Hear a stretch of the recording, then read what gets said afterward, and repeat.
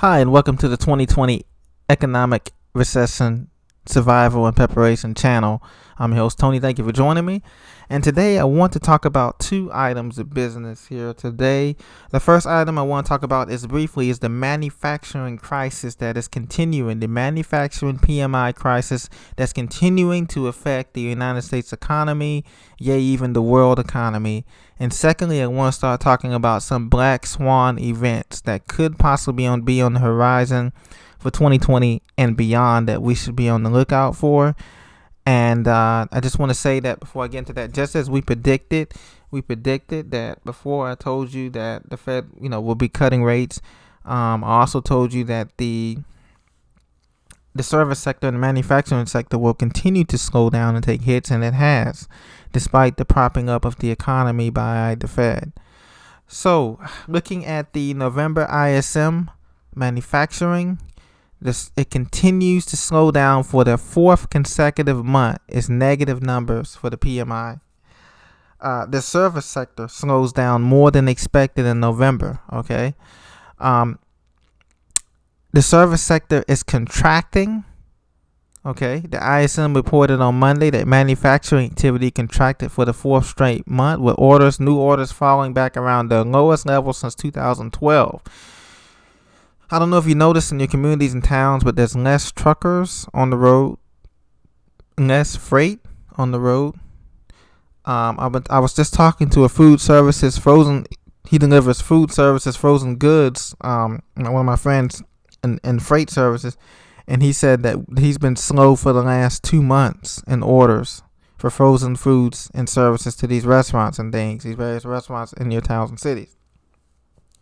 So we can see that there's tensions on all sides. We can see that there's worker shortages, and wages are still stagnant for not only the service sector economy, but for the consumer sector economy and jobs, whether it's in, I think the only one that wages are not as stagnant is probably the healthcare sector.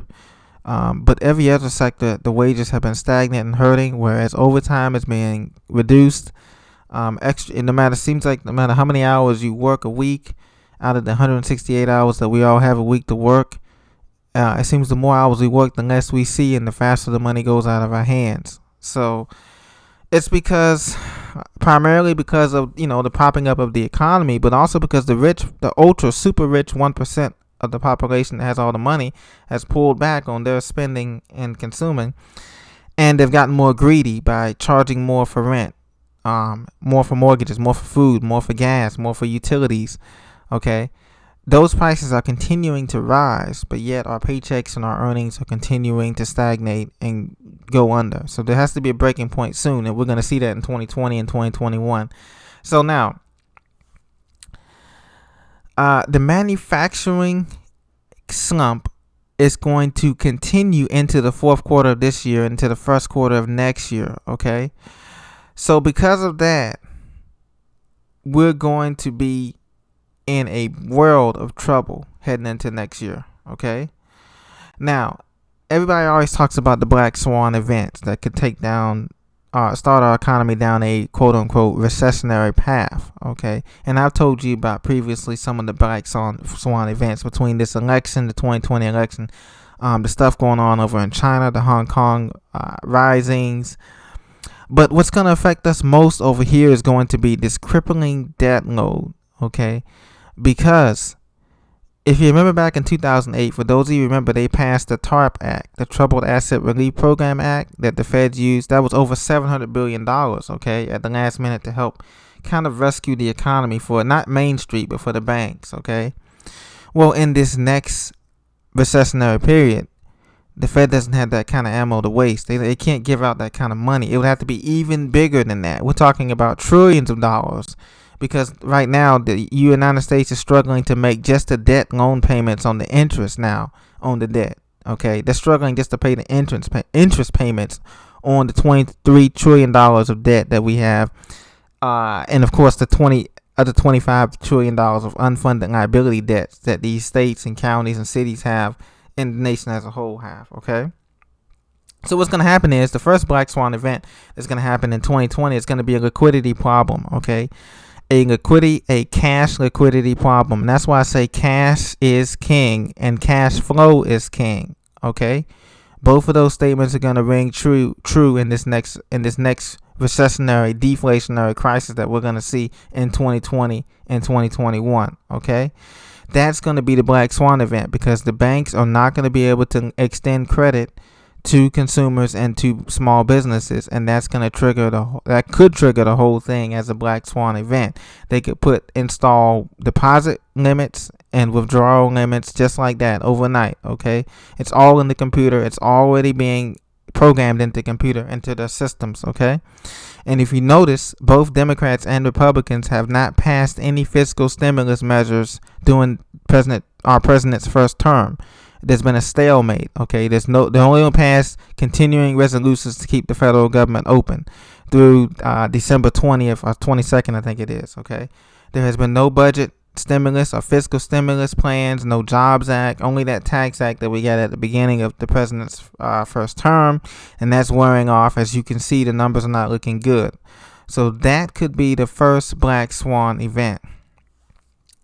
The second, and of course, consumer spending is weak. Okay, people are pulling back now. I don't think this Christmas people are spending as much money as retailers and consumers had hoped, even online. I just don't see it even in these big cities. So the next black swan event could be the things that are happening over in Europe. And what I mean by that is Deutsche Bank or something like that blows up, or Germany goes into full-blown depression. Okay, once the Eurozone cracks and they can't get any money, then that's going to send the country and other countries into a spiral. Because remember, Great Britain and London and all, they're still under that Brexit thing. And the Brexit thing is dragging down the economy because people are wondering what are they going to do over there? When are they going to... So they can only extend the negotiations for Brexit up until next year, towards the end of next year.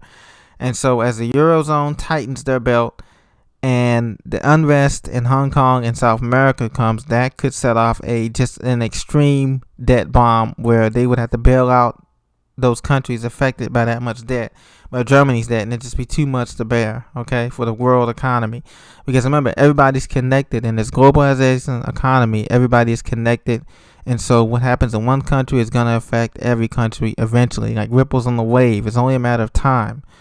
And so that could be the black swan. Another black swan is, by all appearances, China. They have a lot of debt on their books, okay? They're holding a lot of U.S. debt on their books, okay? But they also have a lot of gold, too. Them and Russia have a lot of gold, too. But they're holding a lot of debt, of U.S. debt. So if the U.S. dollar implodes, okay, let's say that, cash suddenly, if it implodes or it slows down, it wouldn't totally be a total collapse. But if the dollar does slow down and China's holding on to that debt, their economy will start to cool down rapidly. And that's going to affect us over here because we import a lot of Chinese products and cheap goods. And so that will also trigger a recession or a depression for the world, okay? So these are just things to keep in mind. Let's be clear that the next U.S. recession in 2020, 2021 is going to be part of a major global recession that is going to result in a massive change standard of living for the majority of Americans, Canadians, Mexicans, for everybody, basically, okay? And, we everybody sees it coming. We just don't know when, okay? But I think it is very soon, within the next 12 to 18 months.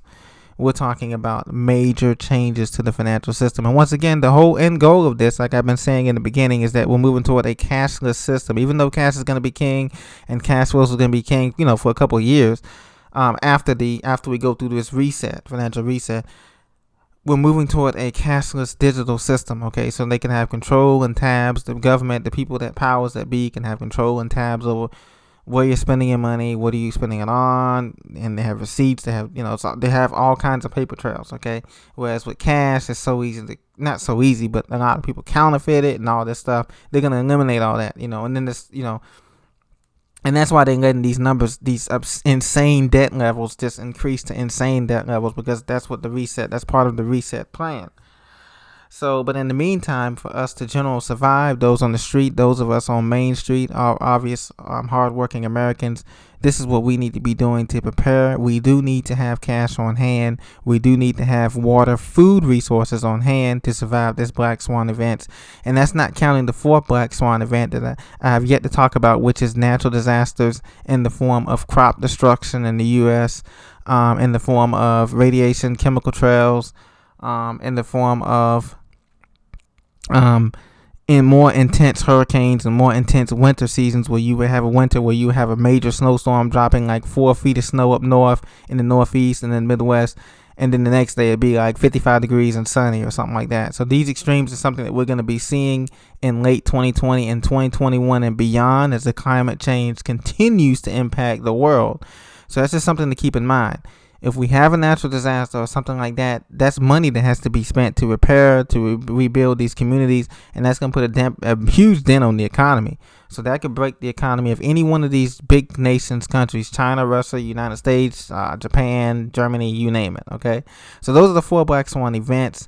And once again, in order to get prepared, you need to get prepared now. The time is not to wait until things are, going downhill. The warning signs are here now that the system is about to break, okay?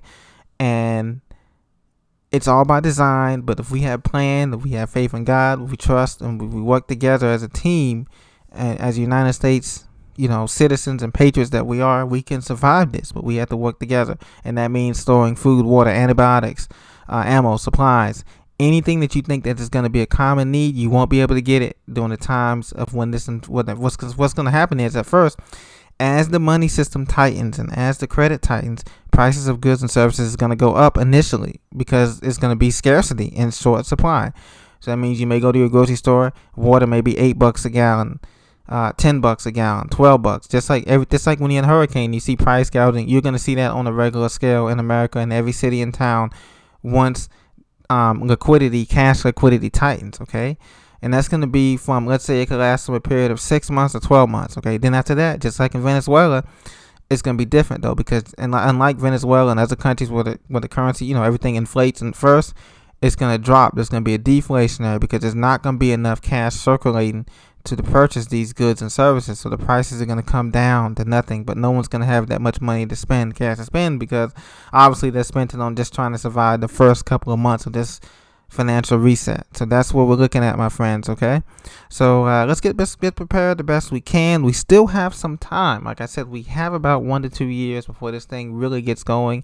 The dominoes are coming into place now, and I think with this election, they're just buying us a little bit of more time, and that's the good news. That's our saving grace, is that they're giving us a little more time to prepare. But the absolute worst, the absolute most time we had to prepare is, like I said, 2 years or less. There's no more time after that. The reset and the pain will have to be felt over here in the United States, and that's okay with me, and that's why I do these videos, because I want to share with you, and that's why we're all trying to prepare as best we can, but we have to start making the motions now. We can't wait until the big wave, tidal wave comes, and then we're going, oh, let's run. It's too late to make those runs then. So stay safe, my friends. Continue to prepare, and I'll see you to the next video. God bless. Bye-bye.